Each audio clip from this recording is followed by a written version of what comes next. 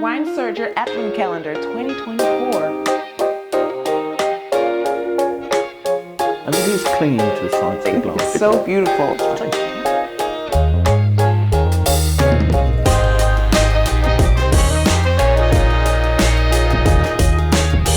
Hey everyone, welcome back to day 14 of Wine Surger Advent Calendar 2024.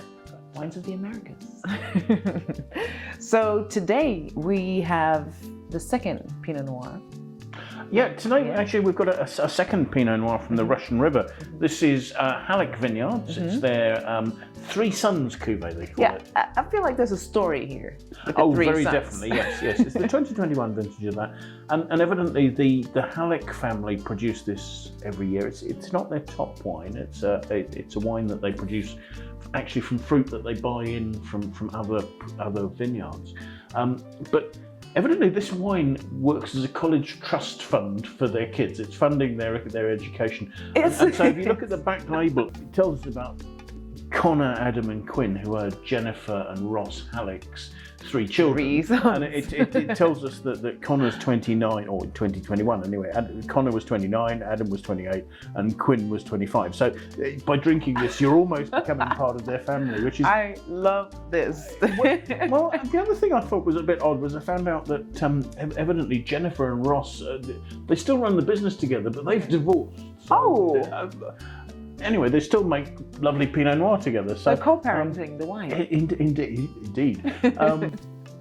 So we've got a wine here coming from the Russian River in Sonoma Valley, which is a classic place to make Pinot Noir. So classic for Pinot Noir. In fact, this is the second Russian River Pinot Noir we've got.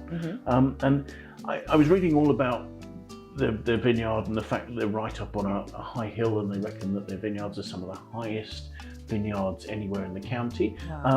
And I was reading all about the clones of Pinot Noir they're planting, because the sort of clone of Pinot Noir that you plant is very important.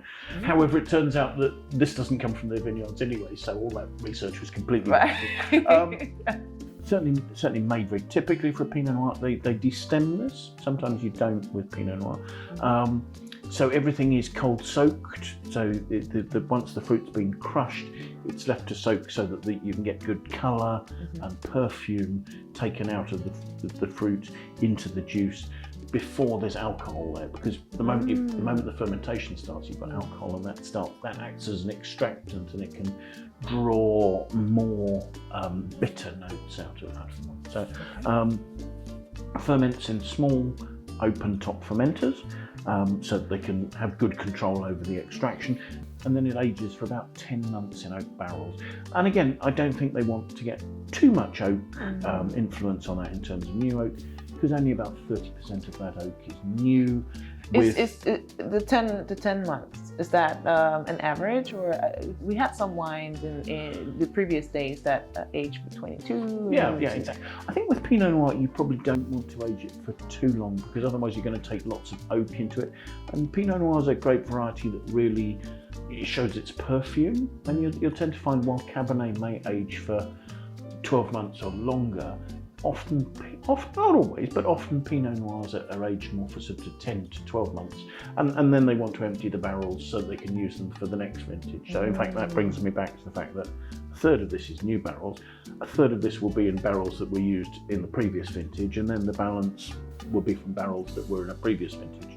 So obviously each year it gives less oak character to a wine. So that's very interesting.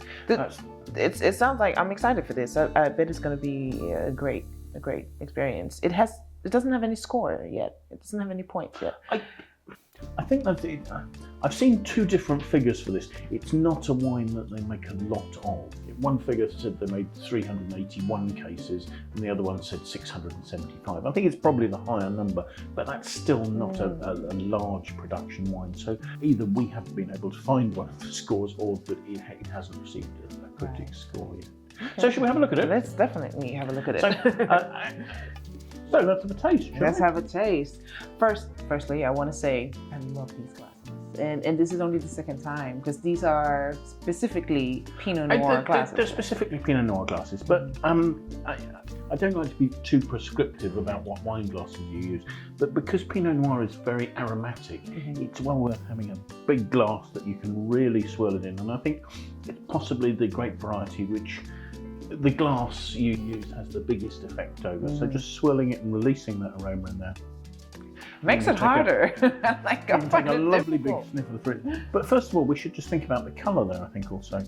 I mean, I think this is quite a dark ruby red, but at the same time, it's not very deep. You see, you can see through it quite easily. Yeah. And it tends to be that relative to, say, Cabernet Sauvignon, Pinot Noir is quite a large berry. It doesn't have as intense a colour.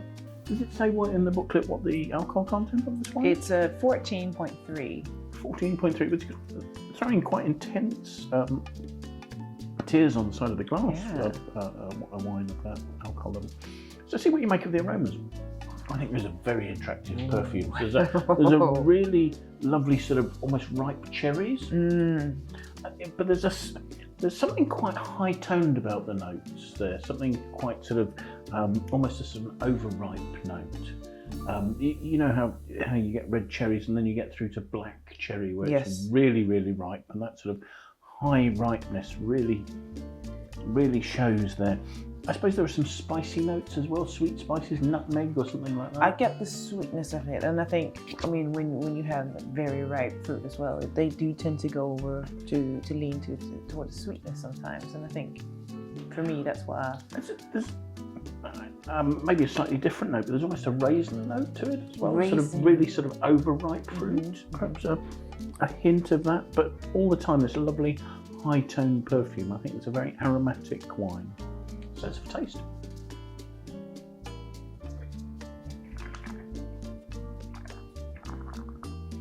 There's almost a juicy raspberry note right on the middle of the palate.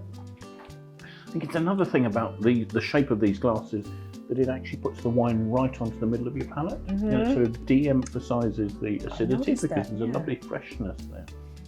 But the fruit's so juicy. Again, I think that's the acidity making it juicy.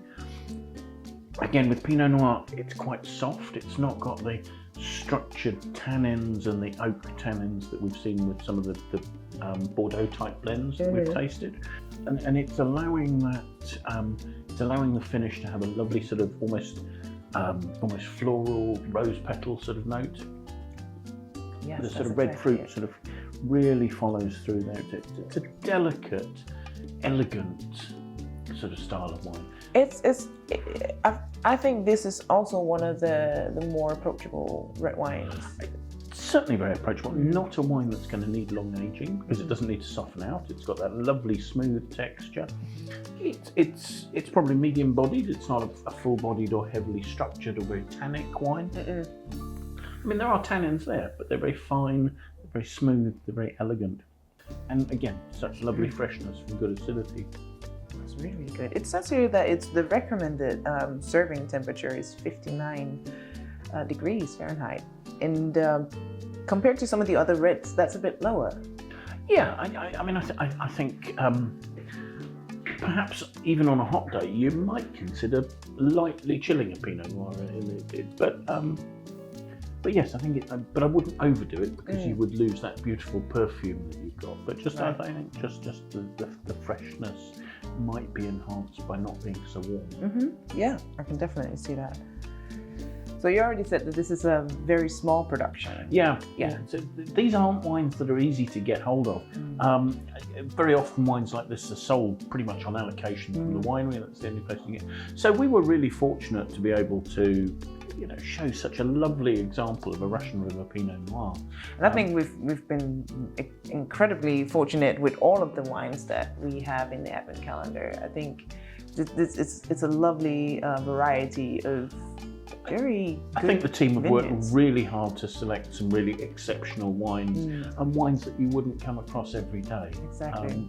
So yes, I think it's a great opportunity, and I would certainly say And if you wanted to buy wines of this sort, I wouldn't wait for too long because there's such tiny amounts of them available. Yeah, that is incredible. So on that note, guys, if you want to get your hands on this wine after tasting it and hopefully liking it, enjoying it, you can scan the QR code and go to winesearcher.com.